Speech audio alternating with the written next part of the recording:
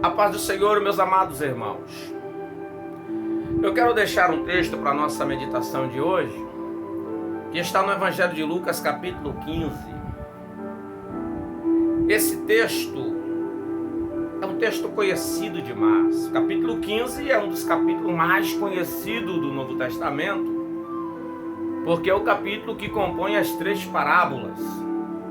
A parábola da ovelha perdida, a parábola da dracma perdida e a parábola do filho que se perdeu.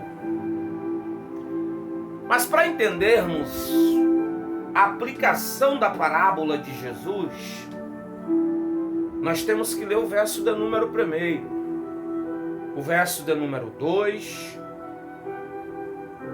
e aí então no verso de número 3 está a aplicação da parábola de Jesus.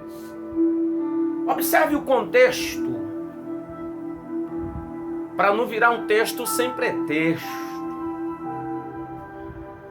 Aproximaram-se de Jesus todos os publicanos e pecadores para o ouvir, e murmuravam os fariseus e escribas, dizendo: este recebe pecadores e come com eles. Observe bem, como sempre, onde Jesus estava, a multidão afluía para perto, para ouvir os seus ensinamentos e vivenciar os milagres realizados por Jesus. Neste capítulo aqui, se aproxima publicanos e pecadores.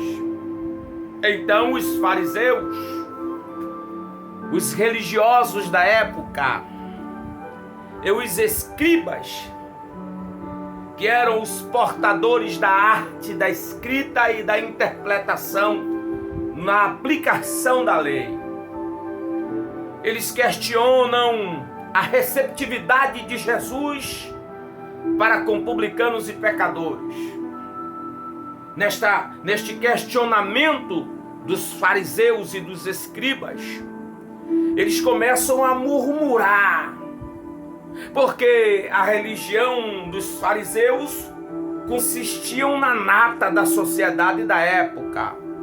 Então eles não queriam agregar para si pessoas como publicanos, pecadores, meretrizes e assim por diante, pessoas que estavam vivendo à margem da sociedade.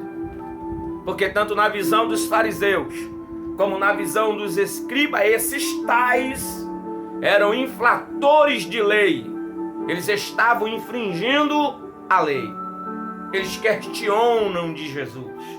Ele recebe pecadores, e além de receber pecadores, de dar atenção para eles, e além de abrir a porta da casa para os pecadores, ele come com eles. Ele ainda goza de uma comunhão com eles. Isso é muito tremendo. Aí Jesus vai dizer, a aplicação da parábola: qual dentre vós é o homem que, possuindo 100 ovelhas, e perdendo uma dela, não deixa no deserto as 99 e vai em busca da que se perdeu até encontrá-la? E achando-a, põe-na sobre os ombros, cheio de júbilo, indo para casa, reúne os amigos e vizinhos, dizendo: alegrai-vos comigo, porque já achei a minha ovelha perdida. Digo, porém, disse Jesus, haverá maior júbilo no céu por um pecador que se arrepende do que por 99 justos que não necessita de arrependimento. Observe o contexto da parábola, a aplicação de Jesus. Eles questionam acerca da receptividade de Jesus para com publicanos e pecadores, e Jesus aplica a parábola de um homem que tem 100 ovelhas, mas que perde uma. No quesito de ovelha aqui, não é no quesito espiritual, de igreja, de um pastor que tem um rebanho, de um pastor que cuida do povo. Não, nada disso. Aqui está falando de ovelha no literal. Eu posso até parafrasear, mas eu tenho que parafrasear dentro do contexto do que está escrito. Observe que Jesus vai dizer assim: qual dentre homens que tem 100 ovelhas e perde uma, não deixa as 99 no deserto e vai em busca de uma? Porque aqui é um prejuízo para ele. Esse prejuízo aqui é um prejuízo monetário. Haja visto que nesta época aqui, eles viviam de arrebanhar ovelhas. Eles viviam de tomar conta de ovelhas. Eles usufruíam da lã, eles usufruíam da gordura, eles usufruíam da carne. Então perder uma ovelha era um prejuízo financeiro. E Jesus está dizendo: qual dentre os homens que perde uma e não vai buscá-la? Aí ele diz que o homem encontra a ovelha, e não diz que a ovelha estava ferida, e não diz que a ovelha foi atacada por lobo, coisa nenhuma. A ovelha simplesmente se extraviou. É uma parábola, é uma aplicação. E Jesus disse que este homem vai deixar as 99 no deserto. No deserto. E vai em busca da que se perdeu. Ele a encontra e ele pega e coloca nos ombros. Isso é natural. Ainda no Oriente Médio, existe pastores que ainda usam essa tática. Quando a ovelha se extravia, ele amarra as 4 patas da ovelha, 2 de cada lado, e coloca nos ombros e traz. Mesmo que a ovelha não seja ferida ou que não esteja doente, ele coloca no seu ombro e atrás. Ele não quer tomar prejuízo. E Jesus está dizendo: haverá mais alegria nos céus por um pecador que se arrepende do que por 99 justos que não necessitam de arrependimento. O problema hoje é que muitos querem trabalhar com justos. O problema hoje é que a maioria dos pastores não querem ter trabalho com pecadores, querem lidar com justos. Não querem ter trabalho com publicanos, querem lidar com justos. Não colocam pecadores em sua mesa, só colocam justos. E Jesus está dizendo: haverá festa nos céus por um pecador que se arrepende, do que por 99 justos que não necessita de arrependimento. A aplicação da palavra é bem clara. O homem se importa com o que é seu. O homem se interessa com o que é seu para não tomar prejuízo. Se o homem se interessa com o que é seu para não tomar prejuízo, Deus se interessa com o que é dele, porque Deus não quer tomar prejuízo. O pecador não serve para o homem, o publicano não serve para o homem, mas serve para Deus. A segunda parábola consiste numa casa de uma mulher que possui 10 dracmas e perde uma moeda. E ela varre a casa, acende a candeia até encontrar. E quando ela encontra essa dracma, ela reúne amigos e vizinhas, como o homem da ovelha reuniu amigos e vizinhos. E ela quer congratular a alegria de achar a moeda, valor monetário. Ela não quer perder, não quer perder uma moeda. E a gente acha que Deus quer perder uma alma. Uma alma vale mais que uma ovelha. Uma alma vale mais que uma moeda. Aí Jesus parte para a terceira parábola, a do filho. Um homem que tinha 2. E o mais moço chega para ele e diz o seguinte: me dá a parte da herança que me cabe por direito. Observe que este homem vai repartir a herança. E o filho mais moço sai e esbanja, acaba com tudo. E de repente chega um determinado momento que esse filho mais novo que saiu de casa está no 0 a 0. A lei amparava o pai. Está em Deuteronômio 21:18. Esta lei dizia que quando um pai tivesse um filho que era esbanjador, ou desperdiçador, e este filho tinha que ser levado aos anciões para ser aconselhado. Se ele não aceitasse o conselho e não mudasse a sua conduta, ele teria que ser apedrejado até a morte. O pai conhecia o perfil do filho, o pai conhecia a natureza do filho, o pai amava tanto o filho que abre a mão da herança antes de morrer para que o filho não seja morto. Mas o filho sai desperdiça, se vê numa situação de apacentador de porcos, desejando comer ração de porcos, e de repente ele lembra de casa. Quantos trabalhadores de meu pai são tratados com dignidade, tem pão em abundância, eu aqui tratado como um bicho, desejando comer comida de porco. Levantar-me e irei ter com meu pai. E dir-lhe-ei: Pai, pequei contra o céu perante ti, não sou digno de ser chamado teu filho.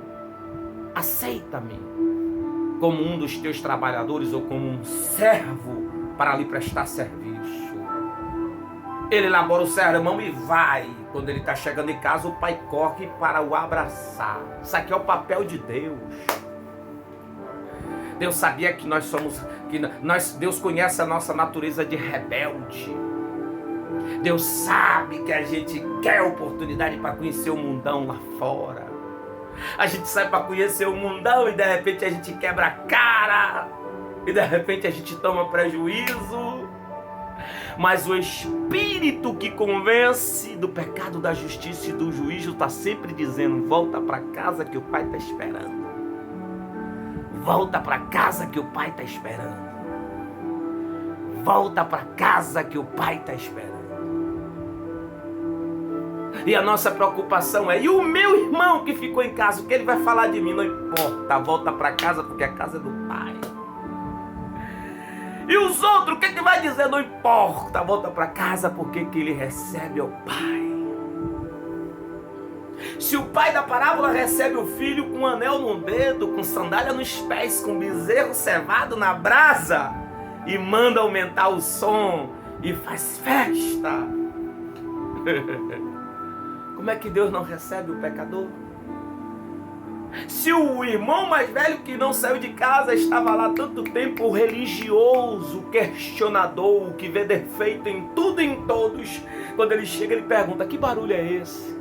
Que festa é essa? Qual o motivo da festividade? E o servo disse: o teu irmão voltou, seu pai mandou muquear o bezerro cevado. Aí ele cirou, porque o religioso só quer para ele.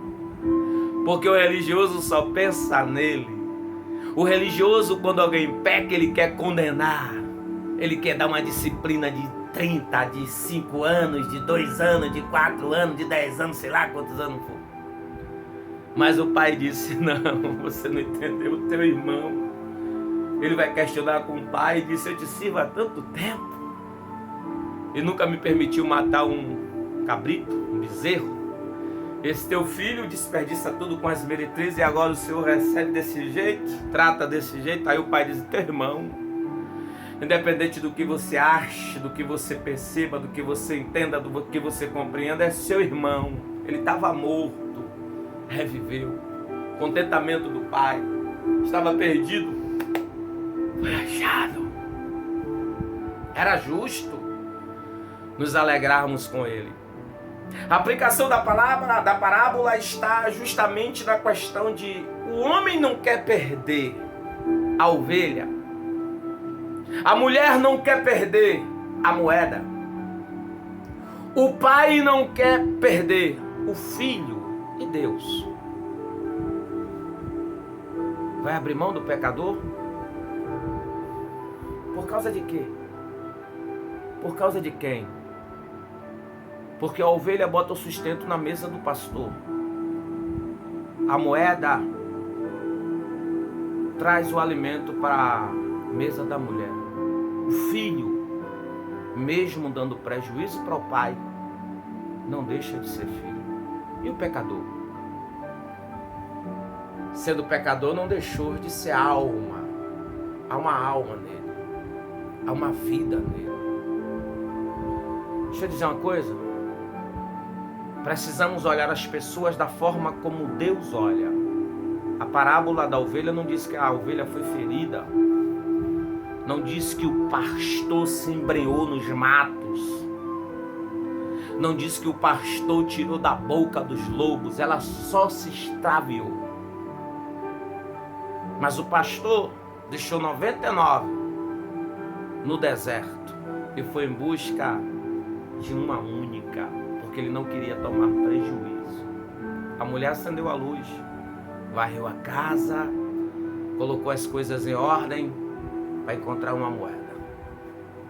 O pai ficou o tempo todo esperando a volta do filho.